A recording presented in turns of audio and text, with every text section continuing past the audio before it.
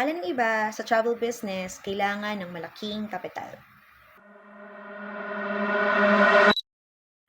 Pero ito, guys, nag-search ako sa ChatGPT. Yan, kung paano or how much yung kapital para makapag-start ka ng travel agency sa Pilipinas. Ito, sabi ni ChatGPT, kung plano mo mag-start daw ng travel agency, so nakadepende ang kapital mo sa kung anong gusto mong setup. Kasi pwedeng home base or maliit na shop or malaking office. Kung gusto mo talaga yung may office. So sabi niya dito, minimum legal or regulatory requirements ang unang-una mong kailangan. So para maging legitimate ka travel agency dito sa Pilipinas, kailangan makakuha ka ng accreditation mula sa Department of Tourism. Okay, ito guys, pakinggan nyo.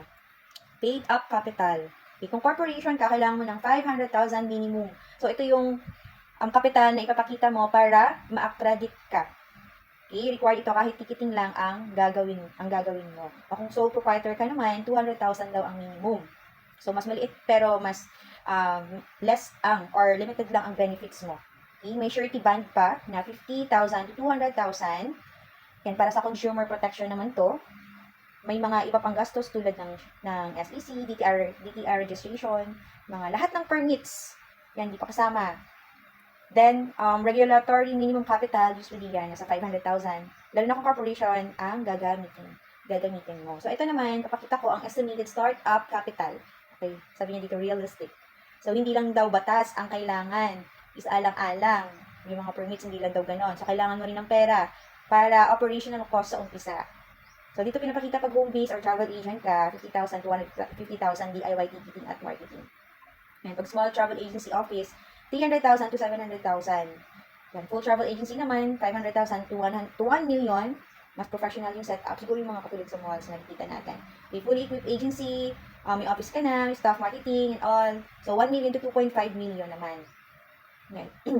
So, kung backpacker style lang na online at gamit ang consolidator systems para makabenta ng flights, mas mababa.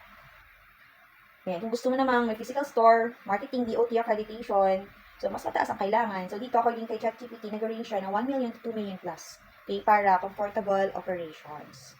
Ayan, so napakalaki naman talaga ng kailangan mong ipalabas, no? Ang maganda naman kasi ngayon, most modern travel systems are now online. So, hindi mo kailangan ng mag-own ng planes para makapag-start ng travel business. Hindi mo kailangan ng physical office, tao. Kailangan mo lang phone, internet, data, na which is meron ka ngayon. Hawak-hawak mo. Ang kailangan mo lang ay maghanap ng trusted travel partner para masuportahan ang business mo. Okay, tulad ni Global Pinoy, nasa 13 years na po ang company namin. And so, we are one of the travel and tours agency na naghahanap ng business na pwedeng umpisahan. Small amount of capital at pwedeng mo pag-aralan kahit nag-work ka or kahit nasa abroad ka, pwedeng mong umpisahan. Okay, so DM mo lang ako kung ito yung hinahanap mo na negosyo or hindi ka pa sure kung ano yung negosyo na gusto mong umpisahan. May free trainings naman kami and free webinar naman kami. So, ayan, attend lang po kayo. Just PM me or DM me para ma-set kita ng appointment sa aming free webinar. See you, God bless!